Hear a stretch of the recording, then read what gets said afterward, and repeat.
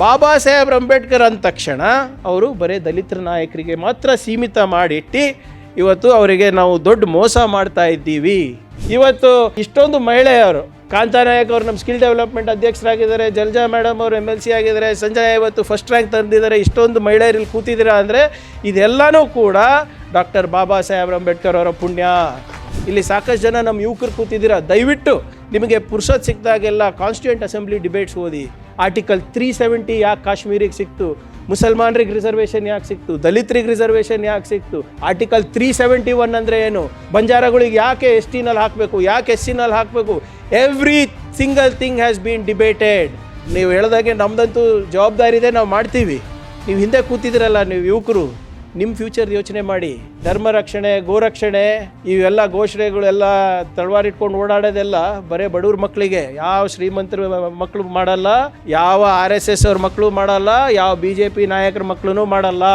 ಆದರೆ ಕಳೆದ ಒಂದು ದಶಕದಲ್ಲಿ ಚರ್ಚೆ ಏನಾಗ್ತಾ ಇದೆ ಅಂದರೆ, ಆ ಇಂಡಿಯನ್ ಸೈನ್ಸ್ ಕಾಂಗ್ರೆಸ್ನಲ್ಲಿ ಮಾನ್ಯ ಪ್ರಧಾನಮಂತ್ರಿಗಳು ಹೋಗಿ ಮಹಾಭಾರತದಲ್ಲಿ ಕರ್ಣ ಏನಿದ್ದ ಅವ ಟೆಸ್ಟ್ ಟ್ಯೂಬ್ ಬೇಬಿ ಅಂತ, ಫಸ್ಟ್ ಪ್ಲಾಸ್ಟಿಕ್ ಸರ್ಜರಿ ಆಗಿದ್ದು ಗಣೇಶಂದಂತೆ. ಯಾರಾದರೂ ಬೇರೆಯವ್ರು ಹೇಳಿದರೆ ನೀವು ನಗ್ಬೋದಾಗಿತ್ತು. ದೇಶದ ಪ್ರಧಾನಮಂತ್ರಿ ಎಲ್ಲಿ, ಇಂಡಿಯನ್ ಸೈನ್ಸ್ ಕಾಂಗ್ರೆಸ್ನಲ್ಲಿ ಎಲ್ಲಿ ನಮ್ಮ ದೇಶದ, ನಮ್ಮ ಮುಂದಿನ ಪೀಳಿದ ವೈಜ್ಞಾನಿಕ ಮನೋಭಾವನೆ ಬೆಳೆಸುವ ನಿಟ್ಟಿನಲ್ಲಿ ಕೆಲಸ ಮಾಡಬೇಕಾಗಿತ್ತು. ಪುಷ್ಪಕ್ ವಿಮಾನ ಬಗ್ಗೆ ಮಾತಾಡಿ ಅಂತ. ನಿಮ್ಮ IIT ಚೆನ್ನೈ ಡೈರೆಕ್ಟರ್ ಏನು ಹೇಳ್ತಾನೆ ಅಂದರೆ, ಗೋಮೂತ್ರ ಕುಡಿದ್ರೆ ಸರ್ 15 ನಿಮಿಷದಲ್ಲಿ ಫೀವರ್ ಹೋಗುತ್ತೆ. ಏನು ಹೇಳೋದಪ್ಪ ಇಂಥವ್ರಿಗೆ? ಮತ್ತು ವ್ಯಾಕ್ಸಿನ್ ಏನಕ್ಕೆ ಬೇಕಾಗಿತ್ತಪ್ಪ? ಜಾಗಟೆ ಹೊಡಿರಿ, ದೀಪ ಹಚ್ಚಿರಿ ಅಂದ್ಬಿಟ್ಟು ಇಡೀ ದೇಶಕ್ಕೆ ಮೋಡಿ ಮಾಡಿದ್ರಲ್ಲ ಸರ್. ಇದ ನಮ್ಮ ಭವಿಷ್ಯ. ಇವತ್ತು ನಮ್ಮ ದೇಶ ನಡೀತಾ ಇರೋದು ಬೈಬಲಿಂದ ಅಲ್ಲ, ಕುರಾನಿಂದ ಅಲ್ಲ, ಅಥವಾ ಭಗವದ್ಗೀತೆಯಿಂದ ಇಲ್ಲ. ನಮ್ಮ ದೇಶ ನಡೀತಾ ಇರೋದು ನಮ್ಮ ಸಂವಿಧಾನದಿಂದ.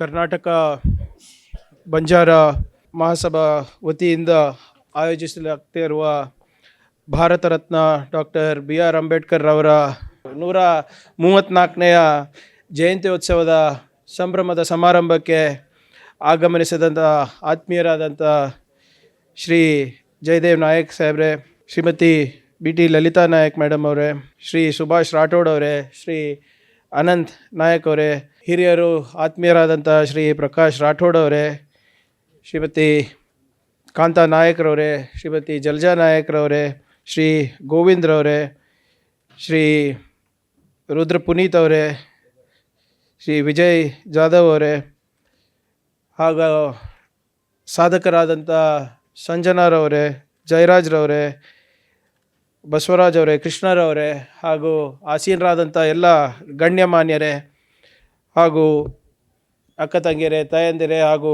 ನನ್ನ ಯುವ ಮಿತ್ರರೇ, ದಯವಿಟ್ಟು ಯಾರ್ದನ್ನ ಹೆಸರನ್ನು ಬಿಟ್ಟು ಹೋಗಿದರೆ ಅನ್ಯತಾ ಭಾವಿಸಬೇಡಿ, ಕ್ಷಮೆ ಇರಲಿ. ಮೊದಲನೇದಾಗಿ ಕರ್ನಾಟಕ ಬಂಜಾರ ಮಹಾಸಭಾದ ಈ ಕಾರ್ಯಕ್ರಮದ ಆಯೋಜಕರಿಗೆ ವೈಯಕ್ತಿಕವಾಗಿ ನಾನು ಧನ್ಯವಾದಗಳನ್ನು ನಾನು ತಿಳಿಸ್ತಾ ಇದ್ದೀನಿ. ತಾವು ನನಗೆ ಇಲ್ಲಿ ಆಹ್ವಾನ ಮಾಡಿದ್ದಕ್ಕೆ.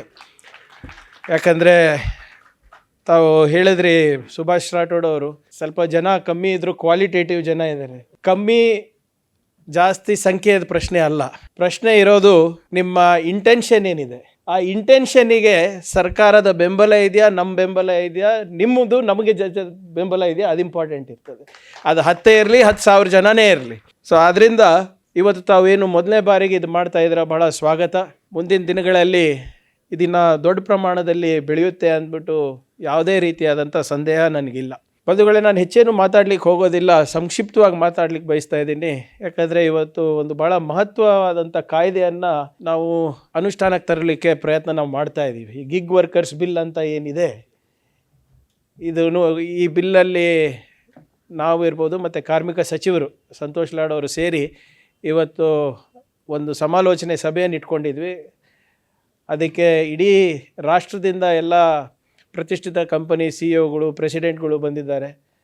ನಾನು ರಿಕ್ವೆಸ್ಟ್ ಮಾಡಿಕೊಂಡಿದ್ದೆ ಅವರಿಗೆ 11 ಗಂಟೆಗೆ ನನಗೆ ಬಿಡುವು ಮಾಡಿಕೊಡ್ಲಿಕ್ಕೆ. ಅವರಿಲ್ಲ ಸರ್, ನೀವು ಏನಾದರೂ ಮಾಡಿ 11 ಗಂಟೆಗೆ ಬನ್ನಿ, 11:15 ಬಿಡ್ತೀನಿ ಅಂತ. ಈಗಾಗಲೇ 12:15 ಆಗ್ತಾಯಿದೆ. ಸೊ ನಾನು ಅವ್ರಿಗೆ ಹೇಳಿದ್ದೀನಿ 12:15 ತನಕ ನಾನು ಬರ್ತೀನಿ, ಎಷ್ಟಾದರೂ ಆದಂತೆ. ಸೊ ದಯವಿಟ್ಟು ಅದಕ್ಕೂ ಅನುವು ಮಾಡಿಕೊಡ್ಬೇಕು. ಯಾಕಂದರೆ ಅದನ್ನು ಕೂಡ ಬಹುಶಃ ನಮ್ಮ ರಾಷ್ಟ್ರದಲ್ಲಿ ಪ್ರಪ್ರಥಮ ಬಾರಿಗೆ ಒಂದು ಕಾಯ್ದೆ ಬರ್ತಾ ಇದೆ. ಮತ್ತು ಆ ಕಾಯ್ದೆ ಬಂದಾಗ ಹೆಚ್ಚಾಗಿ ಬಡವರಿಗೆ ಮತ್ತು ಹಿಂದುಳಿದ ವರ್ಗದವರಿಗೆ ಮತ್ತು ನಮ್ಮ ಸಮುದಾಯಗಳಿಗೆ ಬೆನಿಫಿಟ್ ಆಗೋಂಥ ಒಂದು ಕಾಯ್ದೆ. ಇವತ್ತು ಸರ್ಕಾರಿ ರಜೆ ಇದ್ದರೂ ಕೂಡ ಇವತ್ತು ಅದು ಹೇಗಾನ ಮಾಡಿ ನಾವು ಒಂದು ನಿಯಮಗಳನ್ನು ತರಬೇಕು ಅಂದ್ಬಿಟ್ಟು ಇವತ್ತು ಸಮಾಲೋಚನೆಯನ್ನು ನಡೆಸಿದ್ದೀವಿ. Gig workers bill madam, gig workers ಇದ್ದಾರಲ್ಲ, ಈ ಸ್ವಿಗ್ಗಿ, ಝೊಮ್ಯಾಟೊ, ಊಬರ್ ಡ್ರೈವರ್ಗಳು, ಆಟೋ ಓಡಿಸ್ತಾರೆ ನಮ್ಮ ಯಾತ್ರಿ ಆ್ಯಪ್ನಲ್ಲಿ, ಈ ಅರ್ಬನ್ ಕ್ಲ್ಯಾಪ್ ಅಂತ ಕಂಪನಿಗಳೆಲ್ಲ ಕೆಲಸ ಮಾಡ್ತಾರಲ್ಲ, ಅವರ ಒಂದು ಉದ್ಯೋಗ ಭದ್ರತೆಗೆ, ಅವರ ಆರ್ಥಿಕ ಸ್ಥಿರತೆಗೆ ಒಂದು ಕಾಯ್ದೆಯನ್ನು ತರ್ತಾ ಇದ್ದೀವಿ. ಮೊನ್ನೆ ಕ್ಯಾಬಿನೆಟ್ನಲ್ಲಿ ಅಪ್ರೂವ್ ಆಗಿದೆ. ಅದಕ್ಕೆ ಸ್ವಲ್ಪ ರೂಲ್ಸ್ ಮಾಡಬೇಕು ಅಂದ್ಬಿಟ್ಟು ನಾವು ಮಾಡ್ತಾ ಇರೋದು. ಬಂಧುಗಳೇ, ಮೊನ್ನೆ ನಾನು ಹಿಂದೆ ಒಂದು ಸರಿ ಒಂದು ಭಾಷಣ ಮಾಡಿದ್ದೆ. ಈಗ ಬರೋದಕ್ಕಿಂತ ಮುಂಚೆ ಒಬ್ಬರು ಮೆಸೇಜ್ ಮಾಡಿದರು, ಸರ್ ಅದೇ ಭಾಷಣವನ್ನು ತಾವು ಇಲ್ಲಿ ಮಾಡಿ ಅಂತ. ನನಗೆ ಆ ಭಾಷಣ ಸರಿಯಾಗಿ ನೆನಪಿಲ್ಲ. ಆದರೆ ಅದು ಜಿಸ್ಟನ್ನು ಅವ್ರು ಕೊಟ್ಟಿದ್ದರು. ರಾಮಚಂದ್ರ ಗುಹಾ ಅಂತ ಒಬ್ಬರು ಜರ್ನಲಿಸ್ಟು, ಹಿಸ್ಟೋರಿಯನ್ ಇದ್ದಾರೆ, ಇತಿಹಾಸಗಾರರು. ಅವರು ಒಂದು ಭಾಳ ಉತ್ತಮವಾದಂಥ ಒಂದು ಎಡಿಟೋರಿಯಲ್ ಬರೆದಿದ್ರು ಔಟ್ಲುಕ್ ಮ್ಯಾಗ್ಝಿನಿಗೆ, the desi Derrida of doctor B.R. Ambedkar ಅಂತ. ಅದರಲ್ಲಿ ಅವರು ಭಾಳ ವಿವರವಾಗಿ ಯಾವ ರೀತಿ ಬಾಬಾ ಸಾಹೇಬ್ ಅಂಬೇಡ್ಕರ್ ಅವ್ರ ಹೋರಾಟ ಮತ್ತು ಸಂವಿಧಾನವನ್ನು ಅನುಷ್ಠಾನಕ್ಕೆ ತರಬೇಕಾದ್ರೆ ಏನೇನು ಮಾಡಿದ್ರು ಅಂತ ವಿವರವಾಗಿ ಬರೆದಿದ್ದಾರೆ. ಒಂದು ಭಾಳ ಪ್ರಮುಖವಾದಂಥ ಮಾತೇನು ಹೇಳ್ತಾರೆ ಅದರಲ್ಲಿ ಅಂದರೆ, ಆ ಲೇಖನಿನಲ್ಲಿ ಬಾಬಾ ಸಾಹೇಬ್ ಅಂಬೇಡ್ಕರ್ ಅವರಿಗೆ ಇತಿಹಾಸದಲ್ಲಿ ಅವರಿಗೆ ಸಿಗಬೇಕಾಗಿರುವಂಥ ಸ್ಥಾನಮಾನ 100 ವರ್ಷ ಕಳೆದರೂ ಕೂಡ ಅವರಿಗೆ ಇನ್ನೂ ಸಿಕ್ಕಿಲ್ಲ ಅಂತ ಹೇಳ್ತಾರೆ. ಬಹುಶಃ ನೀವು ಈಗ ಅರುಣ್ ಮತ್ತು ಅವ್ರ ತಂಡ ಎಲ್ಲ ಹಾಡಬೇಕಾದಾಗ ನಾವೆಲ್ಲ ನಮ್ಮ ಇತಿಹಾಸಗಳನ್ನೇ ಮರ್ತೋಗ್ಬಿಟ್ಟಿದ್ದೀವಿ ಎಲ್ಲರೂ. ನೀವು ಹೇಳಿದ್ರಲ್ಲ ರೂಲಿಂಗ್ ಕ್ಲಾಸ್, ನಾವೇ ಅಲ್ವಾ ಮೂಲ ಭಾರತೀಯರು. We are forgotten our roots. ಅದಕ್ಕೆ ಅರಿವೇ ಅಂಬೇಡ್ಕರ ಅಂತ ಅರುಣ್ ಅವರೆಲ್ಲ ಹಾಡ್ತಾಯಿದ್ರು. ಹೋದ್ರಾ? ಅರಿವೇ ಅಂಬೇಡ್ಕರ್ ಆದರೆ ಅಂಬೇಡ್ಕರ್ ಅವ್ರ ಬಗ್ಗೆ ತಿಳ್ಕೋಬೇಕು, ಸಂತ್ ಸೇವಾಲಾಲ್ ಅವ್ರ ಬಗ್ಗೆ ತಿಳ್ಕೋಬೇಕು. ನನ್ನ ಪ್ರಕಾರ ನಮ್ಮ ದೇಶದಲ್ಲಿ ಒರಿಜಿನಲ್ ಗೋರಕ್ಷಕರೇ ನಿಮ್ಮ ಸಮಾಜದವರು. ಆವಾಗ ಸಂತ್ ಸೇವಾಲಾಲ್ ಅವರು ಶಿಕ್ಷಣಕ್ಕೆ ಒತ್ತು ಕೊಟ್ಟಿದ್ದು ಬಾಬಾ ಸಾಹೇಬ್ರಕ್ಕಿಂತ ಮುಂಚೆ. ಈಗ ಅದು ಅರಿವು ಎಷ್ಟು ಜನಕ್ಕಿದೆ? ನಮ್ಮ ತಾಂಡಗಳಲ್ಲಿ ಇವತ್ತು ನಾವೇನು ಪೂಜೆ ಮಾಡ್ತಾಯಿದ್ದೀವಿ?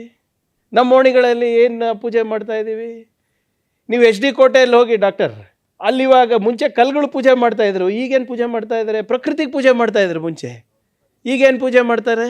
ಪರಿಸರಕ್ಕೆ ಬಿಟ್ಟು ಇನ್ನೆಲ್ಲ ಪೂಜೆ ಮಾಡ್ತಾಯಿದ್ದಾರೆ ಅಲ್ಲಿ. ಅಂದರೆ ಇದು ಯಾಕೆ ಹೇಳ್ತಾ ಇದ್ದೀನಿ ಅಂದರೆ, ನಾವು ನಮ್ಮ ಇತಿಹಾಸವನ್ನು ಮರ್ತಿದ್ದೇವೆ. ರಾಮಚಂದ್ರ ಗುಹಾ ಅವರು ಅದೇ ಹೇಳಿದ್ದು, ಅಂಬೇಡ್ಕರ್ ಅವರ ಬಗ್ಗೆ ನಾವು ಸಂಪೂರ್ಣವಾಗಿ ತಿಳ್ಕೊಳ್ಳಿಕ್ಕೆ ಆಗಿಲ್ಲ. ಅವರು ನಮ್ಮ ಆಧುನಿಕ ಭಾರತವನ್ನು ಕಟ್ಟಿದಂಥ ವ್ಯಕ್ತಿ ಅಂತ ಮರ್ತೋಗ್ಬಿಟ್ಟಿದ್ದೀವಿ. ನಮ್ಮ ವಿಶ್ವದ ಅತ್ಯಂತ ದೊಡ್ಡ ಸಂವಿಧಾನವನ್ನು ಕೊಟ್ಟಿರೋರನ್ನು ನಾವು ಮರ್ತಿದ್ದೀವಿ.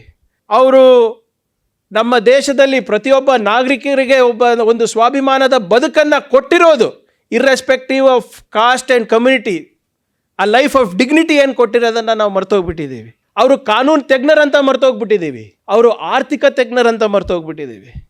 ಇವೆಲ್ಲನೂ ಮರ್ತುಬಿಟ್ಟು ಅವ್ರಿಗೆ ಯಾವುದಕ್ಕೆ ಸೀಮಿತ ಇಟ್ಟಿದ್ದೀವಿ? ದಲಿತ ನಾಯಕ ಅಂತ ಸೀಮಿತ ಇಟ್ಟಿದ್ದೀವಿ. ಸಂವಿಧಾನದಿಂದ ಇವತ್ತು ಬರೇ ದಲಿತರಿಗೆ, ಆದಿವಾಸಿಗೆ ಮಾತ್ರ ಲಾಭ ಇದೆಯಾ?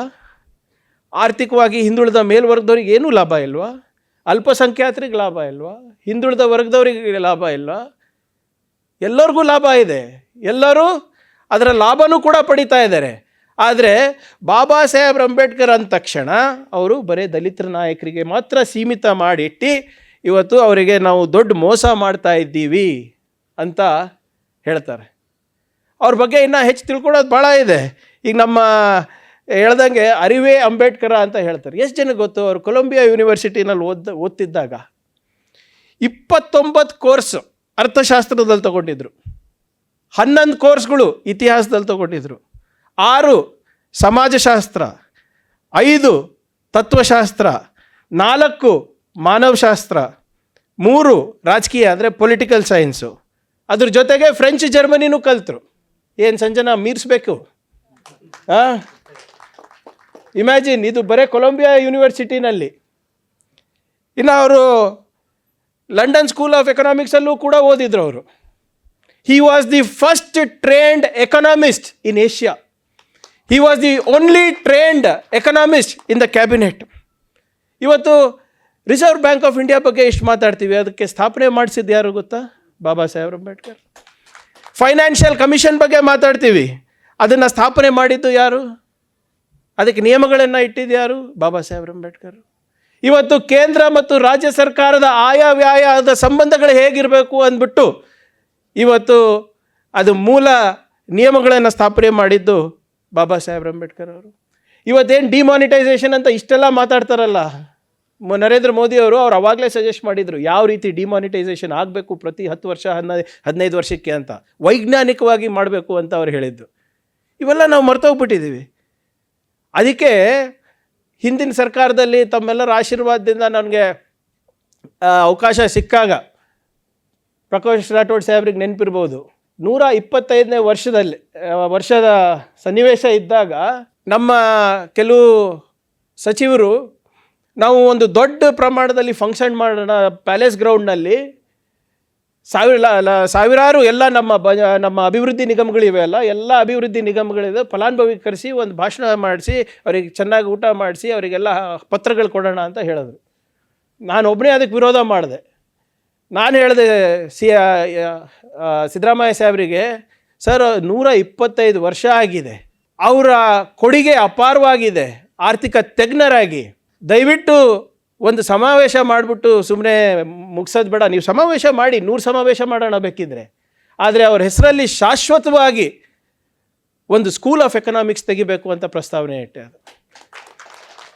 ಆ ಪ್ರಸ್ತಾವನೆಗೆ ಅವರು ಒಪ್ಕೊಂಡು ಇವತ್ತು ಬೇಸ್ ಅಂತ ಒಂದು ದೊಡ್ಡ ಸಂಸ್ಥೆಯನ್ನು ತೆಗೆದಿದ್ದೇವೆ ನಾವು, Baba Saheb school of economics ಅಂದ್ಬಿಟ್ಟು, doctor BR Ambedkar school of economics ಅಂತ ಬೇಸ್ ಅಂದ್ಬಿಟ್ಟು ಒಂದು ದೊಡ್ಡ ಅಕಾಡೆಮಿ. ಇವತ್ತು ಸಾವಿರಾರು ಮಕ್ಕಳು ಇವತ್ತು ಅಲ್ಲಿ ಓದ್ತಾ ಇದ್ದಾರೆ. ಇದು ಯಾಕೆ ಮಾಡಿಸಿದ್ವಿ ಅಂದರೆ, ನಂದೇನಿತ್ತು ಅಂದರೆ, ಹೇಗೆ ಬಾಬಾ ಸಾಹೇಬ್ ಅಂಬೇಡ್ಕರ್ ಅವರು ಕಷ್ಟಪಟ್ಟು ಲಂಡನಿಗೆ ಹೋಗಬೇಕಾಗಿತ್ತು, ಕೊಲಂಬಿಯಾ ಯೂನಿವರ್ಸಿಟಿಗೆ ಹೋಗಬೇಕಾಗಿತ್ತು, ಆ ಕಷ್ಟ ನಮ್ಮ ಯುವಕರಿಗೆ ನಮ್ಮ ಸಮುದಾಯಗಳಿಗೆ ಬರಬಾರ್ದು ಅಂದ್ಬಿಟ್ಟು ಅವ್ರ ಹೆಸರಲ್ಲಿ ಇಲ್ಲಿ ನಾವು ಮಾಡಿಸಿದಾಗ ಲಂಡನ್ ಸ್ಕೂಲ್ ಆಫ್ ಎಕನಾಮಿಕ್ಸಿನ ಏನೇ ಪ್ರೋಗ್ರಾಮ್ ಇದ್ರೂ ಕೂಡ ಅದು ಇಲ್ಲಿ ಬೆಂಗಳೂರಿನಲ್ಲಿ ಅನುಷ್ಠಾನಕ್ಕೆ ತರ್ಬೋದು ಅಂದ್ಬಿಟ್ಟು ಮಾಡಿದ್ದು. ಅಂದರೆ global courses at local rates. ಆವಾಗ ಲಂಡನ್ ಸ್ಕೂಲ್ ಆಫ್ ಎಕನಾಮಿಕ್ಸಿಗೆ ನನಗೆ ಹೋಗ್ಲಿಕ್ಕೆ ಅವಕಾಶ ಸಿಕ್ತು. ಆವಾಗ ನಮ್ಮ ಜಯಚಂದ್ರ ಸಾಹೇಬರು ಹೈಯರ್ ಎಜುಕೇಷನ್ ಮಿನಿಸ್ಟರ್ ಇದ್ದರು. ಇದೆಲ್ಲ ನನಗೆ ಗೊತ್ತಾಗಲ್ಲಪ್ಪ, ಏನೋ ಪ್ರಸ್ತಾವನೆಗೆ ಒಪ್ಪಿಸ್ಬಿಟ್ಟಿದ್ಯಾ ನೀನು ಸಿದ್ದರಾಮಯ್ಯ ಸಾಹೇಬರಿಗೆ ಬಾ ಲಂಡನಿಗೆ ಅಂತ. ಏನು ಸರ್, ಅವಾಗ ಮಿನಿಸ್ಟರ್ ಆಗಿರಲಿಲ್ಲ, MLA ಇದ್ದೆ ನಾನು. ಈಗ ನನಗೆ ಸರ್ ಲಂಡನಿಗೆ ಹೋಗ್ಬೇಕಾದ್ರೆ ನೀವು ಏನು ಸರ್ಕಾರದಿಂದ ಏನಾದರೂ ಸಹಾಯ ಮಾಡ್ತೀರ ಅಂದರೆ, ಸಹಾಯಗೆ ಏನಿಲ್ಲ, ನೀನು ಹಂಗೆ ಬಾ ಅಂದರು. ಹೋದೆ ಸರ್ ಹಂಗೆ. ಅಲ್ಲಿ ಹೋಗಿ ಡೈರೆಕ್ಟರ್ ಆಫ್ ಎಕನಾಮಿಕ್ಸಿಗೆ ಭೇಟಿಯಾದ್ವಿ, ಲಂಡನ್ ಸ್ಕೂಲ್ ಆಫ್ ಎಕನಾಮಿಕ್ಸಿಗೆ. ಅವ್ರೇನು ಹೇಳಿದ್ರು ಅಂದರೆ, ಅವ್ರು ಕೇಳಿದ್ರು ಏನಪ್ಪ ಏನು ಬೇಕು ಅಂತ. ನಾನು ಹೇಳಿದೆ, sir, one of our founding fathers, the father of our constitution, Dr. BR Ambedkar, is an alumni of London School of Economics, and we would be very grateful and obliged if we can have London School of Economics tie up with the government of Karnataka's higher education department for a school of economics in Bangalore ಅಂತ ಕೇಳಿದ್ರು. ಅವರು you are talking about BR Ambedkar right ಅಂತ ಕೇಳಿದ್ರು. Yes sir ಅಂದರೆ, do you have time ಅಂತ ಕೇಳಿದ್ರು. ನಾನು ಹೇಳಿದೆ, ಸರ್ ಇಲ್ಲ, ಲಂಡನ್ನಲ್ಲಿ ಯಾರು ನೆಂಟರು ಬೀಗ್ರಂತ ಯಾರಿಲ್ಲ, ನೀವೇನು ಮಾಡೋಕ್ಕೆ ಹೇಳ್ತೀರಿ ಮಾಡ್ತೀವಿ, ಬರ್ರಿ ನಾನು ತೋರಿಸ್ಕೊಡಿ. ನಮಗೆ ಜಯಚಂದ್ರ ಸಾಹೇಬರಿಗೆ ಒಳಗೆ ಕರ್ಕೊಂಡು ಹೋದ್ರು ಸರ್, ಸ್ಕೂಲ್ ಆಫ್ ಎಕನಾಮಿಕ್ಸ್ ಒಳಗಡೆ. ಎಲ್ಲೋ ಕೊನೆಯಲ್ಲಿ ಕರ್ಕೊಂಡು ಹೋಗಿ ಅದು ಡಿಪಾರ್ಟ್ಮೆಂಟ್ ಆಫ್ ಎಕನಾಮಿಕ್ಸ್ ಮುಂದೆ ಏನಿರಬೇಕು, ಅಂಬೇಡ್ಕರ್ ಅವರ ಪುತ್ಳಿ ಇದೆ. ಅಂಬೇಡ್ಕರ್ ಅವರ ಪುತ್ಳಿ ಮೇಲೆ ಕಲ್ಲಲ್ಲಿ ಏನು ಕೆತ್ತಿದ್ದಾರೆ ಅಂದರೆ, doctor Baba Saheb Ambedkar is my father of economics ಅಂದ್ಬಿಟ್ಟು ಯಾರು ಹೇಳಿರಿ ಹೇಳಿಕೆ? ಅಮರ್ತ್ಯ ಸೆನ್ ಅವ್ರದ್ದು, who is a Nobel laureate. ನಿಮ್ಮ ಅಮರ್ತ್ಯ ಸೆನ್ ಅವ್ರ ಹೇಳಿಕೆಯನ್ನು ಕಲ್ಲಲ್ಲಿ ಕೆತ್ತಿದ್ರು ಟೆಂಪ್ರರಿ ಆಗಲ್ಲಿ. You are talking about this gentleman ಅಂತ ಕೇಳಿದ್ರು. ಅಫ್ಕೋರ್ಸ್ ಸರ್ ಅಂತ ಹೇಳಿ. ಸೊ ಅಲ್ಲಿ ಪುತ್ಳಿ ಹಾಕ್ತಾರೆ ಲಂಡನ್ ಸ್ಕೂಲ್ ಆಫ್ ಎಕನಾಮಿಕ್ಸ್ನಲ್ಲಿ. ಇಲ್ಲಿ ನಮ್ಮ ಯೂನಿವರ್ಸಿಟಿನಲ್ಲಿ ಹಾಕಬೇಕು, ಸೆಂಟ್ರಲ್ ಯೂನಿವರ್ಸಿಟಿನಲ್ಲಿ ಅಂದರೆ ಜಗಳ ಮಾಡಬೇಕು, ಬ್ಯಾಂಗ್ಳೂರು ಯೂನಿವರ್ಸಿಟಿನಲ್ಲಿ ಹಾಕಬೇಕಂದ್ರೆ ಜಗಳ ಮಾಡಬೇಕು. ಇದು ಯಾಕೆ ಹೇಳ್ತಾ ಇದ್ದೀನಿ ಅಂದರೆ, ಅರಿವಿನ ಕೊರತೆ, ನಮ್ಮ ಇತಿಹಾಸದ ಕೊರತೆ. ಇವತ್ತು ಅಂಥ ಒಂದು ದೊಡ್ಡ ಸಂಸ್ಥೆ ಇನಾಗ್ರೇಟ್ ಮಾಡಿದ್ದು ಯಾರು ಗೊತ್ತಾ? ಮನಮೋಹನ್ ಸಿಂಗ್ ಅವ್ರು ಬಂದು ಇನಾಗ್ರೇಷನ್ ಮಾಡಿದ್ದು, ಅದನ್ನು ಫೌಂಡೇಶನ್ ಸ್ಟೋನ್ ಹಾಕಿದ್ದು. ಅದಾದಮೇಲೆ ಮೋದಿ ಅವ್ರು ಬಂದು ಇನಾಗ್ರೇಟ್ ಮಾಡಿ ಮೋದಿ ಅವ್ರು ದೊಡ್ಡ ಕಲ್ಲು ಹಾಕ್ಯಾರ, ನಮ್ಮ ಸಾಹೇಬ್ರಿಗೆ ಚಿಕ್ಕ ಕಲ್ಲು ಹಾಕ್ಯಾರ. ಈಗ ಕಾನ್ಸೆಪ್ಟ್ ಮಾಡಿದ್ದು ನಾವು, ಕೂಸಿಗೆ ಬೆಳೆಸಿದ್ದು ನಾವು, ಪೋಷಣೆ ನೀಡಿದ್ದು ನಾವು, ಕಲ್ಲು ಮಾತ್ರ ದೊಡ್ಡದಾಗಿ ಅವ್ರು ಹಾಕ್ಕೊಂಡು ಬಂದಿರೋ. ಇದು ಯಾಕೆ ಹೇಳ್ತಾ ಇದ್ದೆ ಅಂದರೆ, ನೀವು ನಮ್ಮ ಯುವಕರಿನಲ್ಲಿ ಇದು ಜಾಗೃತಿ ಆಗಬೇಕು. ಇವ್ರು ಬರೇ ನೀವು ಇವಾಗ ಕಾರ್ಮಿಕರ ಬಗ್ಗೆ ಲಲಿತಾ ನಾಯಕ್ ಮೇಡಮ್ ಅವರು ಬೈತಾ ಇದ್ರು ನನಗೆ, ಏನು ಮಾಡ್ತಾ ಇಲ್ಲ ಅಂತ. ಇವತ್ತು ಕಾರ್ಮಿಕರು ಇವತ್ತು ಬದುಕಿದ್ದಾರೆ ಅಂದರೆ ನಮ್ಮ ರಾಷ್ಟ್ರದಲ್ಲಿ ಅದು ಬಾಬಾ ಸಾಹೇಬ್ ಅಂಬೇಡ್ಕರ್ ಅವ್ರ ಪುಣ್ಯ. ಇವತ್ತು ಎಲ್ಲ ಲೇಬರ್ ಲಾನು ತಂದಿದ್ದು ಬಾಬಾ ಸಾಹೇಬ್ರ ಪುಣ್ಯನೇ. ಮಿನಿಮಮ್ ವೇಜಸ್ ಆ್ಯಕ್ಟ್ ತಂದಿದ್ದು ಬಾಬಾ ಸಾಹೇಬ್ ಅಂಬೇಡ್ಕರ್ ಅವರು. ಪ್ರಾವಿಡೆಂಟ್ ಫಂಡ್ ತಂದಿದ್ದು ಬಾಬಾ ಸಾಹೇಬ್ ಅಂಬೇಡ್ಕರ್ ಅವರು. ಲೇಬರ್ಸ್ನಲ್ಲಿ ಇನ್ಶೂರೆನ್ಸ್ ತಂದಿದ್ದು ಬಾಬಾ ಸಾಹೇಬ್ ಅಂಬೇಡ್ಕರ್ ಅವರು. ಇವತ್ತು ಇಷ್ಟೊಂದು ಮಹಿಳೆಯರು, ಕಾಂತಾನಾಯಕ್ ಅವರು ನಮ್ಮ ಸ್ಕಿಲ್ ಡೆವಲಪ್ಮೆಂಟ್ ಅಧ್ಯಕ್ಷರಾಗಿದ್ದಾರೆ, ಜಲ್ಜಾ ಮೇಡಮ್ ಅವರು MLC ಆಗಿದ್ದಾರೆ, ಸಂಜಯ್ ಇವತ್ತು ಫಸ್ಟ್ ರ್ಯಾಂಕ್ ತಂದಿದ್ದಾರೆ. ಇಷ್ಟೊಂದು ಮಹಿಳೆಯರಲ್ಲಿ ಕೂತಿದ್ದೀರಾ ಅಂದರೆ ಇದೆಲ್ಲನೂ ಕೂಡ ಡಾಕ್ಟರ್ ಬಾಬಾ ಸಾಹೇಬ್ ಅಂಬೇಡ್ಕರ್ ಅವರ ಪುಣ್ಯ. ನೀವು ಹೇಳಿದ್ರಿ ಹಿಂದೂ ಕೋಡ್ ಬಿಲ್ ಏನಾದರೂ ಬಂದಿರಲಿಲ್ಲ ಅಂದರೆ ಮಹಿಳೆಯರು ಬರೇ ಕೆಳಗೆ ಏನು ತುಳಿತಕ್ಕೆ ಒಳಗಾಗಿರುವಂಥ ಸಮುದಾಯಗಳ ಮಹಿಳೆಯರಲ್ಲ, ಮಹಿಳೆಯರೇ ಇನ್ ಟೋಟಲ್ ಅವ್ರು ಬ್ರಾಹ್ಮಣರಿರ್ಬೋದು, ಶೂದ್ರಿರ್ಬೋದು, ಇವತ್ತು ಎಲ್ಲರೂ ತಲೆ ಎತ್ತಿ ಕೆಲಸ ಮಾಡ್ತಾ ಇದ್ದಾರೆ, ಒಂದು ಸ್ವಾಭಿಮಾನದ ಬದುಕಿದೆ ಅಂದರೆ ಅದು ಬಾಬಾ ಸಾಹೇಬ್ ಅಂಬೇಡ್ಕರ್ ಅವರ ಪುಣ್ಯ ಅಂತ ಮರಿಬಾರ್ದು ಇವತ್ತು. ಯಾಕಂದರೆ ಅವರು ಹಿಂದೂ ಕೋಡ್ ಬಿಲ್ ಏನಾದರೂ ತಂದಿರಲಿಲ್ಲ ಅಂದರೆ ಮಹಿಳೆಯರಿಗೆ ಅವ್ರಿಗೆ ಇಷ್ಟ ಬಂದಂಗೆ ಅವರಿಗೆ ಪಿತ್ರಾರ್ಜಿತ ಆಸ್ತಿನಲ್ಲಿ ಪಾಲಿರ್ತಾ ಇರಲಿಲ್ಲ, ಅವ್ರಿಗೆ ಇಷ್ಟ ಬಂದವ್ರಿಗೆ ಮದುವೆ ಮಾಡ್ಕೊಳಕ್ಕಾಗ್ತಾ ಇರಲಿಲ್ಲ, ಗಂಡ ಏನು ಮಾಡಿದ್ರೂ ಕೂಡ ಬಿಟ್ಟು ಹೋಗಂಗಿರಲಿಲ್ಲ, ಮಕ್ಕಳಾಗ್ತಾ ಇಲ್ಲ ಅಂದರೆ ಮಕ್ಕಳ ಏನು ದತ್ತು ತೊಗೊಳಂಗಿರಲಿಲ್ಲ. ಆದರೆ ಇವಾಗ ಮಹಿಳೆಯರು ಇವತ್ತು ಮುಂಚೂಣಿನಲ್ಲಿದ್ದಾರೆ. ಇವತ್ತು ನಮ್ಮ ಚಂದ್ರಯಾನ ಮಂಗಳಯಾನಲ್ಲೆಲ್ಲ ಇವತ್ತು ಹೆಚ್ಚಿನ ಸೈಂಟಿಸ್ಟು ಮಹಿಳೆಯರೇ. ಅವರಿಂದ ಇವತ್ತು ನಾವು ಚಂದ್ರಯಾನ ಮಂಗಳಯಾನ ಮಾಡ್ತಾಯಿದ್ದೀವಿ ಇಸ್ರೋನಲ್ಲಿ. ಇವತ್ತು ಇದೆಲ್ಲನೂ ಕೂಡ ಡಾಕ್ಟರ್ BR ಅಂಬೇಡ್ಕರ್ ಅವರ ಒಂದು ದೂರದೃಷ್ಟಿಯಿಂದ ಅಂತ ನಾವು ಮರ್ತೋಗ್ಬಿಟ್ಟಿದ್ದೀವಿ. ಇವತ್ತು ಪಂಚಾಯತ್ನಲ್ಲಿ ರಿಸರ್ವೇಷನ್ಸು ಎಷ್ಟು ಜನ ಇಲ್ಲಿ ನೋಡ್ತಾ ಇದ್ದೀನಿ, ನಮ್ಮ ಚಿತ್ತಾಪುರಿಂದ ಕೌನ್ಸಿಲರ್ಸ್ ಬಂದಿದ್ದಾರೆ, ಪಂಚಾಯತ್ಗಳು ಮೆಂಬರ್ಗಳು ಬಂದಿದ್ದಾರೆ, ಇವತ್ತು ZP ಮೆಂಬರ್ಸ್ ಬಂದಿದ್ದಾರೆ, ತಾವು ಕೌನ್ಸಿಲಿಗೆ ಹೋಗಿದ್ದೀರಾ, ಅವ್ರಿಗೆ ಅವಕಾಶ ಸಿಕ್ಕಿದೆ. ಖರ್ಗೆ ಸಾಹೇಬ್ರು ಇವತ್ತು AICC ಅಧ್ಯಕ್ಷರಾಗಿದ್ದಾರೆ, ನಾವೆಲ್ಲ ಮಂತ್ರಿಗಳಾಗಿದ್ದೇವೆ. ಅಂದರೆ ಇದೆಲ್ಲನೂ ಕೂಡ ಡಾಕ್ಟರ್ ಬಾಬಾ ಸಾಹೇಬ್ ಅಂಬೇಡ್ಕರ್ ಅವರ ಒಂದು ದೂರದೃಷ್ಟಿಯಿಂದ ಆಗಿರೋದು. ಇಲ್ದಿದ್ರೆ ನಾವು ruling class we would never have become ruling class. So ಆದ್ದರಿಂದ ಇವಾಗ ಅದನ್ನು ತಿಳ್ಕೊಬೇಕಾಗ್ತದೆ. ಒಂದು ಆ ವ್ಯಕ್ತಿಯ ಇತಿಹಾಸ, ಇನ್ನೂ ಒಂದು ನಮ್ಮ ಸಂವಿಧಾನದ ಇತಿಹಾಸ. ನಮ್ಮ ಸಂವಿಧಾನದ ಇತಿಹಾಸ ಕೂಡ ಭಾಳ ಜನ ಮರ್ತೋಗ್ಬಿಟ್ಟಿದ್ದಾರೆ. ಈ ಸಂವಿಧಾನ ಹಾಗೆ ಬಂದಿಲ್ಲ, ಸುಮ್ಮನೆ ಬಂದಿಲ್ಲ. ಅದು ಯಾರೋ ಒಬ್ರು ರಾತ್ರಿ ಕಂಡ್ರು ಬೆಳಗ್ಗೆ ಎದ್ದು ಸಂವಿಧಾನ ಬಂದಿಲ್ಲ. ನಿರಂತರವಾಗಿ ಪ್ರಯತ್ನ ಮಾಡಬೇಕಾಗಿತ್ತು. ಆಗ್ತಾನೆ ಯಾವಾಗ ಬ್ರಿಟಿಷವರು ಬಿಟ್ಟು ಹೋದ ಮೇಲೆ ನಮಗೆ ಸ್ವಾತಂತ್ರ್ಯ ಸಿಕ್ಕಾಗ ನಮ್ಮ ದೇಶ ಅಂತ ಏನೂ ಇರಲಿಲ್ಲ. The concept of country was not there. ಅವಾಗ ಸುಮ್ಮನೆ ಎಲ್ಲರೂ ಹೇಳ್ತಾಯಿದ್ರು. ನಮಗೆ ಎಷ್ಟು ಜನ ಇದ್ದರು? 571 ಸಣ್ಣ ಪುಟ್ಟ ರಾಜ್ಯಗಳಿದ್ವು. ಇಲ್ಲಿ ಮೈಸೂರು ಒಡೆಯರು, ನಮ್ಮ ಕಡೆ ನಿಜಾಮು, ಇಲ್ಲಿ ಬೇರೆ ಕಡೆ ಮಡ್ರಾಸ್ ಪ್ರೆಸಿಡೆನ್ಸಿ, ಆ ಕಡೆ ಟ್ರಾವೆಂಕೋರು, ಜೂನಾಗಢು ಎಲ್ಲ ಭಾಳಷ್ಟು 571 ಸಣ್ಣ ಪುಟ್ಟ ರಾಜರಿದ್ದರು. ಇದೆಲ್ಲನೂ ಒಗ್ಗೂಡಿಸಿ ನಮ್ಮಲ್ಲಿರುವಂಥ ವಿಭಿನ್ನತೆ, ವಿಶಿಷ್ಟತೆ ಇವೆಲ್ಲನೂ ಸೇರಿಸಿ ಒಂದೇ ಒಂದು ಸಂವಿಧಾನ ಮಾಡೋದು ಭಾಳ ಕಷ್ಟ ಆಯಿತು. ಈಗ ಜನ ಭಾಳ ಹೇಳ್ತಾರೆ ಸಂವಿಧಾನದ ಅದು ತಿದ್ದುಪಡಿ ಮಾಡಬೇಕು, ಅದು ಮಾಡಬೇಕು, ಬದಲಾವಣೆ ಮಾಡಬೇಕು ಅಂತ. ಆದರೆ ಈ ಸಂವಿಧಾನ ಅನುಷ್ಠಾನಕ್ಕೆ ಬರಲಿಕ್ಕೆ, ಅಸ್ತಿತ್ವಕ್ಕೆ ಬರಲಿಕ್ಕೆ 2 ವರ್ಷ 11 ತಿಂಗಳಾಯಿತು. ಪ್ರತಿಯೊಂದು ಆರ್ಟಿಕಲ್ಲು ಡಿಬೇಟ್ ಆಗಿದೆ ಕಾನ್ಸ್ಟಿಟ್ಯೂಯೆಂಟ್ ಅಸೆಂಬ್ಲಿನಲ್ಲಿ. ಇಲ್ಲಿ ಸಾಕಷ್ಟು ಜನ ನಮ್ಮ ಯುವಕರು ಕೂತಿದ್ದೀರಾ, ದಯವಿಟ್ಟು ನಿಮಗೆ ಪುರ್ಸತ್ ಸಿಕ್ಕಿದಾಗೆಲ್ಲ ಕಾನ್ಸ್ಟಿಟ್ಯೂಯೆಂಟ್ ಅಸೆಂಬ್ಲಿ ಡಿಬೇಟ್ಸ್ ಓದಿ. ಆರ್ಟಿಕಲ್ 370 ಯಾಕೆ ಕಾಶ್ಮೀರಿಗೆ ಸಿಕ್ತು, ಮುಸಲ್ಮಾನರಿಗೆ ರಿಸರ್ವೇಷನ್ ಯಾಕೆ ಸಿಕ್ತು, ದಲಿತರಿಗೆ ರಿಸರ್ವೇಷನ್ ಯಾಕೆ ಸಿಕ್ತು, ಆರ್ಟಿಕಲ್ 371 ಅಂದರೆ ಏನು, ನೀವು ಹೇಳಿದ್ರಲ್ಲ ಕ್ರಿಮಿನಲ್ ಡಿನೋಟಿಫೈಡ್ ಟ್ರೈಬ್ಸ್ ಅಂದರೆ ಏನು, ಬಂಜಾರಗಳಿಗೆ ಯಾಕೆ ST-ನಲ್ಲಿ ಹಾಕಬೇಕು, ಯಾಕೆ SC-ನಲ್ಲಿ ಹಾಕಬೇಕು, every single thing has been debated. ಸುಮ್ಮನೆ ಹಾಗೆ ಬಂದಿಲ್ಲ, 4-5 ಸಾವಿರ ತಿದ್ದುಪಡಿಗಳು ಆದಮೇಲೆ ಬಂದಿತ್ತು. ಭಾಳ ಇಂಟ್ರೆಸ್ಟಿಂಗ್ ವಿಷಯ ಏನಂದರೆ, 2ನೇ ವಿಶ್ವ ಯುದ್ಧ ಆದಮೇಲೆ ಭಾಳಷ್ಟು ರಾಷ್ಟ್ರಗಳಿಗೆ ಸ್ವಾತಂತ್ರ್ಯ ಸಿಕ್ತು. ಕೆಲವರಿಗೆ ಫ್ರೆಂಚಿಂದ ಸಿಕ್ತು, ಕೆಲವರಿಗೆ ಬ್ರಿಟಿಷಿಂದ ಸಿಕ್ತು, ಕೆಲವರಿಗೆ ಡಚ್ಚಿಂದ ಸಿಕ್ತು, ಕೆಲವರಿಗೆ ಜಾಪನೀಸಿಂದ ಸಿಕ್ತು. ಹೀಗೆ ಭಾಳಷ್ಟು 35 ರಾಷ್ಟ್ರಗಳಿಗೆ ಸ್ವತಂತ್ರ ಸಿಕ್ತು. ಆದರೆ 75 ವರ್ಷ ಆದಮೇಲೆ ಉಳ್ಕೊಂಡಿರೋದು ಒಂದೇ ರಾಷ್ಟ್ರ ಪ್ರಜಾಪ್ರಭುತ್ವವಾಗಿ ಅಂದರೆ ಭಾರತ ದೇಶ ಒಂದೇ ಉಳ್ಕೊಂಡಿದ್ದು. ಈ 35 ರಾಷ್ಟ್ರಗಳು ಅವಾಗೇನು ಸ್ವಾತಂತ್ರ್ಯ ಸಿಕ್ಕಿವು, ಎಲ್ಲರೂ ಪ್ರಜಾಪ್ರಭುತ್ವಕ್ಕೆ ದಿಕ್ಕಿನಲ್ಲೇ ಹೋದರು. Everything was a democracy. But unfortunately civil war ಆದವು, ಮಿಲಿಟ್ರಿ ರೂಲ್ ಬಂತು, ಅಥವಾ ಏನು ಡಿಕ್ಟೇಟರ್ಶಿಪ್ ಬಂತು. ಇವತ್ತು ನಮ್ಮ ದೇಶ ಉಳಿದಿದೆ ಅಂದರೆ ಅದು ಸಂವಿಧಾನದಿಂದ ಉಳ್ಕೊಂಡಿದೆ. ಇವತ್ತು ಪ್ರಜಾಪ್ರಭುತ್ವ ಹಾಗೆ ನಾವು ಉಳ್ಕೊಂಡಿರೋದಕ್ಕೆ ಮೂಲ ಕಾರಣ ಅಂದರೆ ನಮ್ಮ ಸಂವಿಧಾನ. ಈ ಸಂವಿಧಾನ ಹಾಗೆ ಬಂದಿಲ್ಲ. ಅಧ್ಯಯನ ಮಾಡಬೇಕಾಗಿತ್ತು ಡಾಕ್ಟರ್ ಬಾಬಾ ಸಾಹೇಬ್ ಅಂಬೇಡ್ಕರ್ ಅವರು.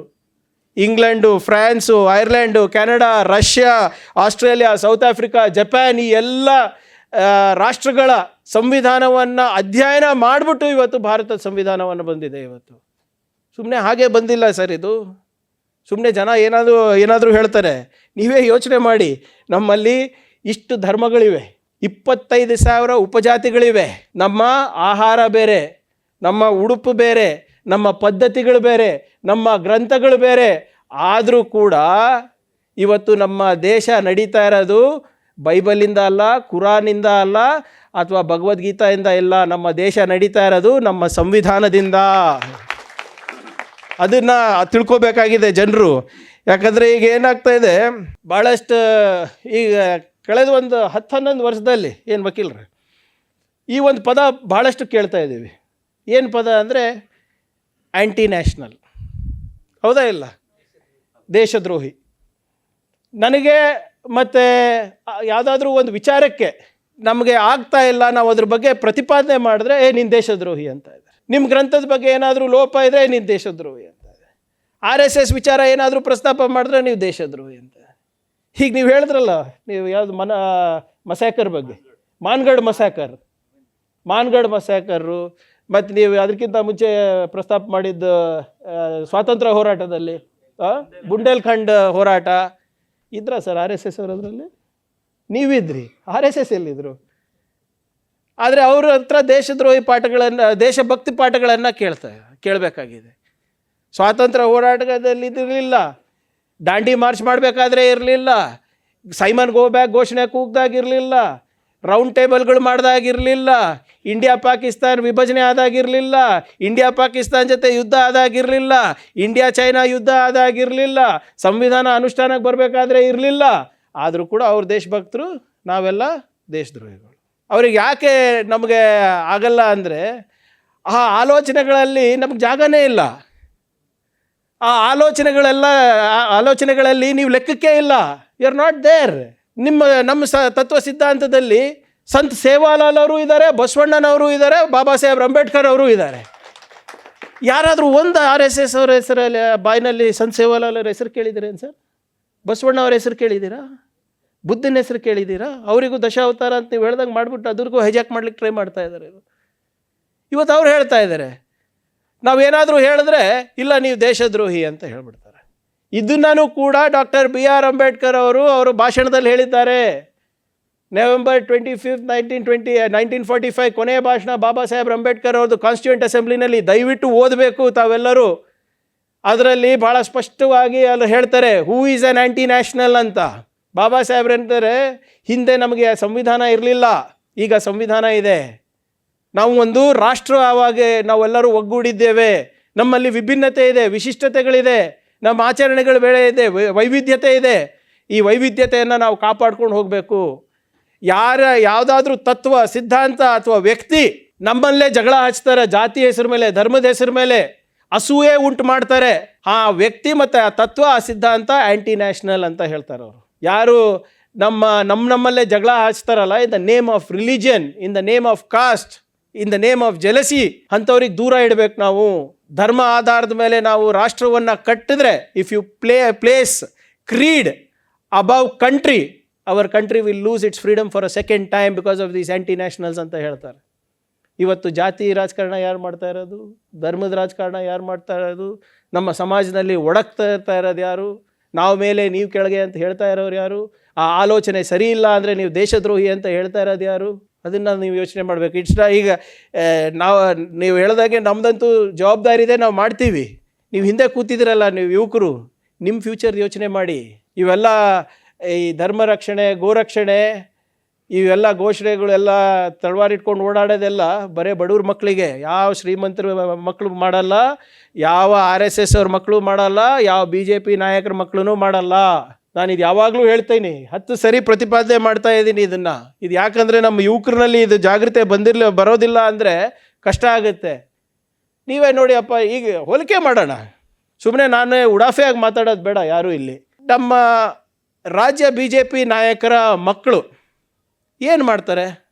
ಯಾರಿಗಾದ್ರೂ ಒಬ್ಬರನ್ನ ಕೇಸರಿ ಶಾಲ್ ಹಾಕ್ಕೊಂಡು RSS ಶಾಖೆನಲ್ಲಿ ನೋಡಿದ್ದೀರಾ ಸರ್? ಮೇಡಮ್ ನೀವು ನೋಡಿದ್ದೀರಾ? ಗೌಮೂತ್ರ ಸೇವನೆ ಮಾಡೋದು ನೋಡಿದ್ದೀರಾ? ಸಗಣಿ ತಿನ್ನೋದು ನೋಡಿದ್ದೀರಾ?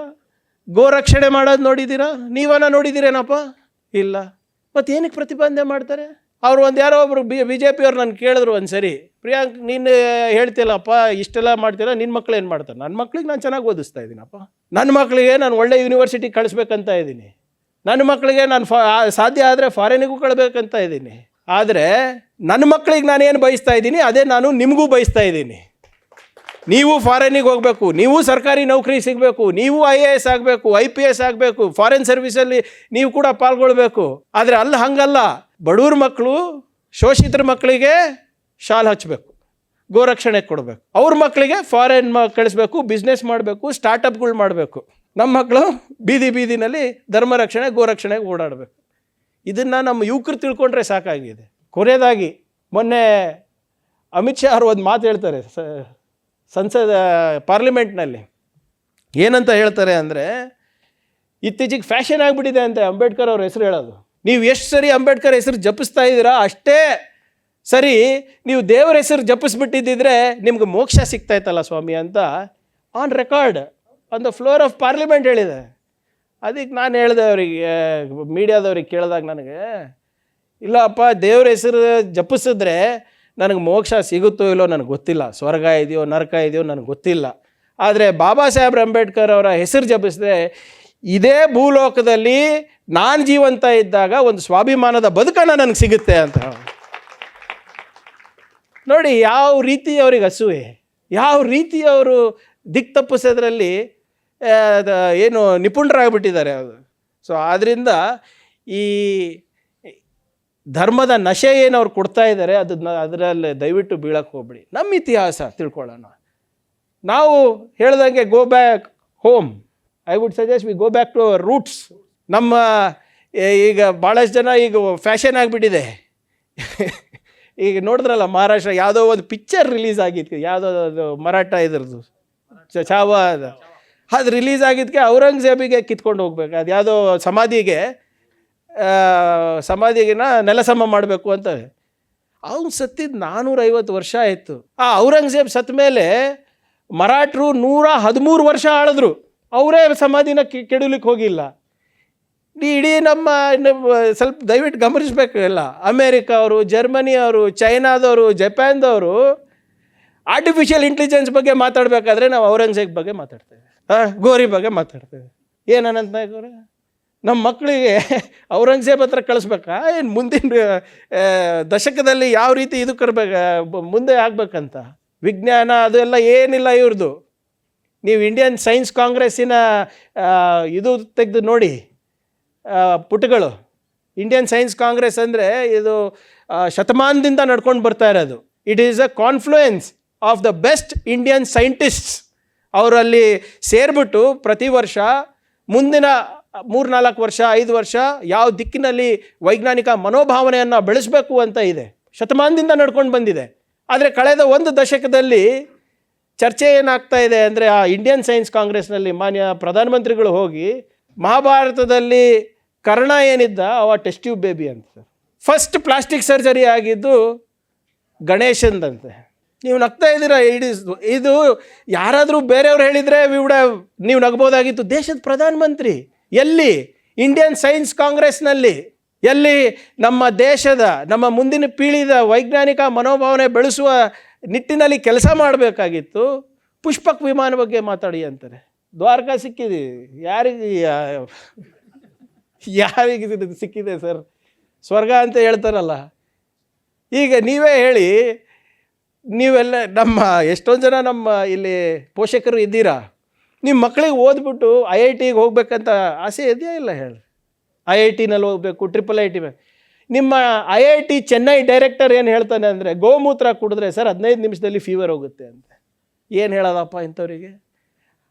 ನಮ್ಮ ಹೆಲ್ತ್ ಮಿನಿಸ್ಟರು, ಕೇಂದ್ರದ ಹೆಲ್ತ್ ಮಿನಿಸ್ಟರು ಆ ಬಾಬಾ ರಾಮದೇವ್ ಫ್ರಾಡ್ ಪಕ್ಕ ಕೂತ್ಕೊಂಡು ಕರೋನಿಲ್ಲ ಲಾಂಚ್ ಮಾಡ್ತಾನೆ.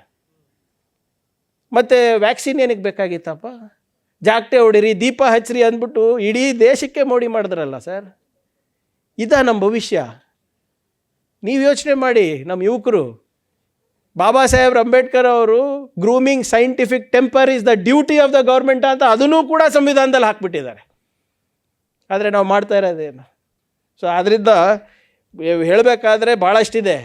ದಯವಿಟ್ಟು ನಮ್ಮ ಯುವಕರಿಗೆ ಈ ಧರ್ಮದ ನಶೆ, ಈ ಪ್ರಚೋದನೆ ಭಾಷಣದ ಬಗ್ಗೆ ಎಲ್ಲ ಹಿಂದೆ ಹೋಗಬೇಡಿ. ನಾನು ಹೇಳ್ದಂಗೆ ನಮ್ಮ ಇತಿಹಾಸನ ತಿಳ್ಕೊಳ್ಳಿ. ಸುಮ್ಮನೆ ಇವರೆಲ್ಲ ಬಂದು ಮಂದಿರು ಮಸ್ಜಿದ್ ಅಂತ ಹೇಳ್ತಾರೆ. ನೀವು ಯಾವುದೇ ಮಸ್ಜಿದ್ ತೆಗೆದ್ರೂ ಮಂದಿರೇ ಸಿಗ್ತದೆ, ಯಾವುದೇ ಮಂದಿರ ತೆಗೆದ್ರೂ ನಿಮಗೆ ಅಲ್ಲಿ ಬೌದ್ಧ ಸ್ತೂಪನೋ ಜೈನ್ ಸ್ತೂಪನೋ ಸಿಗ್ತದೆ. ಅದ್ರ ಹಿಂದಿನ ಇತಿಹಾಸ ನನಗೆ ಗೊತ್ತಿಲ್ಲ. ಅದು ಕೆಡಿದ್ರೆ ಇನ್ನೇನು ಸಿಗುತ್ತೆ ಯಾರಿಗೆ ಗೊತ್ತಿದೆ, ಹೇಗೆ ಗೊತ್ತಿದೆ? ಆದ್ದರಿಂದ ನಾವು ಮುಂದೆ ನೋಡಬೇಕೇ ವಿನಃ ಹಿಂದಕ್ಕೆ ಮತ್ತೆ ಹೋಗಬಾರ್ದು. ಇವೆಲ್ಲನೂ ಕೂಡ ಈಗ 75 ವರ್ಷ ನಡ್ಕೊಂಡು ಬಂದಿದ್ದೀವಿ. 3000 ವರ್ಷದ ಇತಿಹಾಸ ಈ ಹಿಂದೂ ಧರ್ಮದಿದೆ. ಅವಾಗಿದ್ರಾ ಇವರೆಲ್ಲ? 3000 ವರ್ಷದಿಂದ ಇವರೇ ಇದ್ರಾ? ಇದೇ ಅಮಿತ್ ಶಾ ಇದ್ರಾ? ಇದೇ ಮೋದಿ ಇದ್ರಾ? ಇರಲಾರ್ದಾಗ ಸಡನ್ನಾಗಿ ಹಿಂದೂ ಖತ್ರೆಮೆ, ಅವ್ರ ಖತ್ರೆಮೆ ಇದ್ದಾಗ ಹಿಂದೂ ಖತ್ರೆಮೆ ಅಂತಾರೆ ಅಷ್ಟೇ. ಈಗ ಮೊನ್ನೆ ನೀವೆಲ್ಲ ಲಾಸ್ಟ್ ಮುಗಿಸ್ತೀರಿ. ಈಗ ಮೊನ್ನೆ ನೀವೇ ನೋಡಿ, ಬಸವಣ್ಣ ಈಗ ಮೊನ್ನೆ ವೀರಶೈವ ಲಿಂಗಾಯತದ್ದು ಒಂದು ಸಮಾವೇಶ ಆಯಿತು. ಎಲ್ಲಿ ತುಮಕೂರು ದಾವಣಗೆರೆನೋ, ಇಲ್ಲ ಈ ತುಮಕೂರು ದಾವಣಗೆರೆ, ನನಗೆ ಸರಿಯಾಗಿ ನೆನಪಿಲ್ಲ. ಅಲ್ಲಿ ಭಾಳ ಸ್ಪಷ್ಟವಾಗಿ ಒಂದು ಡಿಸಿಷನ್ ತಗೊಂಡಿದ್ದಾರೆ.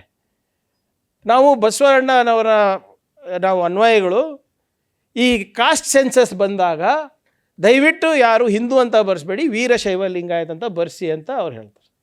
ಮತ್ತು ಇವಾಗ ಈ ಹಿಂದೂ ಹುಳುಗಳದ್ದು ಏನಾಗುತ್ತೆ ಕತೆ? ಮತ್ತು ನಿಮ್ಮ ಯತ್ನಾಳವರು, ನಿಮ್ಮ ವಿಜಯೇಂದ್ರ ಅವರು, CT ರವಿ ಇವ್ರದ್ದೆಲ್ಲ ಕತೆ ಏನು ಸರ್? ಮತ್ತೀಗ ಮುಂದೆ ಅವರೇ ಹೇಳ್ತಾ ಇದ್ದಾರೆ ಹಿಂದೂಯಿಂದ ಹೊರಗೆ ಬರಬೇಕು ಅಂತ. ಇವೆಲ್ಲ ಬಿಟ್ಬಿಡಿ. ನಮಗೆ ಬೇಕಾಗಿರೋದು ಬುದ್ಧ ತತ್ವ, ಬಸವ ತತ್ವ, ಬಾಬಾ ಸಾಹೇಬ್ ಅಂಬೇಡ್ಕರ್ ಅವರ ಸಂವಿಧಾನ. ಅವರ್ ರಿಲಿಜನ್ ಇಸ್ ಕಾನ್ಸ್ಟಿಟ್ಯೂಷನ್ ಅಷ್ಟೇ. ಅದನ್ನು ಮುಂದಿಟ್ಕೊಂಡು ನಮ್ಮ ಯುವಕರು ಹೋದರೆ ನಿಜವಾಗ್ಲೂ ಒಂದು ಪ್ರಬುದ್ಧ ಭಾರತ ಕಟ್ಬೋದು. ಈ ಹಾಡದಲ್ಲೆಲ್ಲ ಅದೇ ಇತ್ತು, ಪ್ರಬುದ್ಧ ಭಾರತದ ನಿರ್ಮಾಣ. ಯಾರು ಸಮೃದ್ಧ ಭಾರತ ಅಂದಿಲ್ಲ, ಪ್ರಬುದ್ಧ ಭಾರತ ಅಂತಾರೆ. ಪ್ರಬುದ್ಧತೆ ಇದ್ದರೆ ಸಮೃದ್ಧ ಭಾರತ ಆಟೋಮೆಟಿಕ್ ಬರುತ್ತೆ. ಪ್ರಬುದ್ಧತೆನೇ ಇಲ್ಲ ಅಂದರೆ ಸಮೃದ್ಧಿ ಹೆಂಗೆ ಕಾಣೋಕ್ಕಾಗುತ್ತೆ ನಾವು? ಸೊ ಆದ್ದರಿಂದ ನನ್ನ ಯುವಕರಿಗೆ ನನ್ನ ಮನವಿ ಇದೆ, ದಯವಿಟ್ಟು ಬಸವಣ್ಣನವರು ಇರ್ಬೋದು, ಸಂವಿಧಾನದ ಬಗ್ಗೆ ಇರ್ಬೋದು, ಸಂತ ಸೇವಾಲಾಲರ ಬಗ್ಗೆ ಇರ್ಬೋದು, ನಮ್ಮ ಇತಿಹಾಸ ಇದೆ, ಸಾಕಷ್ಟಿದೆ, ಅದ್ರದ್ದು ಅರಿವಿನ ಕೊರತೆ ಇದೆ. ದಯವಿಟ್ಟು ಆ ಅರಿವು ಮೂಡಿಸೋ ಕಾರ್ಯಕ್ರಮ ನಾವು ತಾಲೂಕು ಮಟ್ಟದಲ್ಲಿ, ತಾಂಡಾ ಮಟ್ಟದಲ್ಲಿ, ಓಣಿ ಮಟ್ಟದಲ್ಲಿ ಮಾಡಿದ್ರೆ ಮಾತ್ರ ಆಗುತ್ತೆ.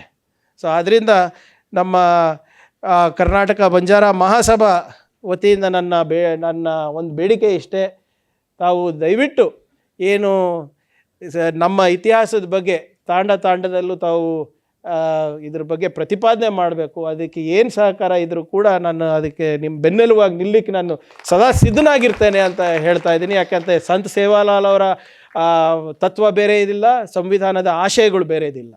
ಸೊ ಎಲ್ಲರೂ ಸೇರಿ ಒಂದು ಒಳ್ಳೆಯ ಉತ್ತಮವಾದಂಥ ಸಮಾಜ ಕಟ್ಟೋಣ, ಪ್ರಬುದ್ಧ ಇರುವಂಥ ಸಮಾಜ ಕಟ್ಟೋಣ ಅಂತ ಹೇಳ್ತಾ, ಮತ್ತೊಮ್ಮೆ ನನಗೆ ಆಹ್ವಾನ ಮಾಡಿದ್ದಕ್ಕೆ ತಮಗೆಲ್ಲರಿಗೂ ನಾನು ವಂದಿಸುತ್ತಾ ಅಭಿನಂದಿಸ್ತಾ, ಮುಂಬರುವ ದಿನಗಳಲ್ಲಿ ಎಲ್ಲರೂ ನಿಮ್ಮ ಹೋರಾಟಕ್ಕೆ ನಾನು ಕೂಡ ನಿಮ್ಮ ಒಬ್ಬ ಸಿಪಾಯಿ ಅಂತ ತಿಳಿದು ನಿಮ್ಮ ಏನೇ ಇದ್ದರೂ ಕೂಡ ನಾನು ನನ್ನ ಕೈಲಾದಷ್ಟು ಮತ್ತು ಶಕ್ತಿ ಮೀರಿ ನಾನು ನಿಮ್ಮ ಜೊತೆ ಇರ್ತೀನಿ ಅಂತ ಹೇಳ್ತಾ ಒಂದೆರಡು ಮಾತು ಮುಗಿಸ್ತೀನಿ. ಜೈ ಹಿಂದ್, ಜೈ ಕರ್ನಾಟಕ, ಜೈ ಭೀಮ್, ಜೈ ಸಂತ್ ಸೇವಾಲಾಲ್.